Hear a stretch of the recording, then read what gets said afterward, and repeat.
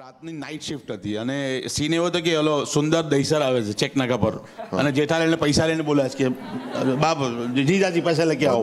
તો એ રાતનો સીન હતો અમારો ફિલ્મ સિટીમાં જ હતું અને અમારા જુનિયર આર્ટિસ્ટ 2-3 ઓછા હતા એટલે બીજું અહીંયા 5-6 ફ્રેન્ડ જોઈએ ખાલી અમદાવાદથી કે 2 જણ ના આવ્યા હોય. તો અમારો રાઇટર છે રાજન ઉપાધ્યાય, તો એના બિલ્ડિંગવાળા બધા શૂટિંગ જોવા આવેલા. તો મને કે આ બધા શૂટિંગ જોવા આવ્યા છે. મેં કીધું હવે સાલું શું કરે, અને એમાં મેં બકાને જોયો.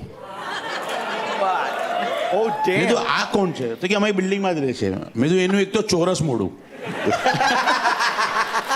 ગળામાં ઓલા બજરંગદાસ બાપાનું ઓલો મોટો આટલું અને માવો મોઢામાં, જે ટિપિકલ ગુજરાતનો. એટલે મેં કીધું આ કરેક્ટ છે, પણ હવે એક્ટર તો હતો નહીં. એટલે મને કે નહીં, મને નહીં ફાવે. મેં તું આવને ખાલી બેસી જજે, એટલીસ્ટ લુક ઘણીવાર આપણને હ્યુમર આપે સીનમાં. એટલે મેં કીધું તું શું બોલી શકશે, તો કે નહીં હું તો ખાલી શૂટિંગ જોવા આવ્યો છું. મેં કીધું એક કામ કર, જ્યાં જેઠાલાલ અટકે ને ત્યાં તારે એટલું બોલવાનું, કેમ પાર્ટી.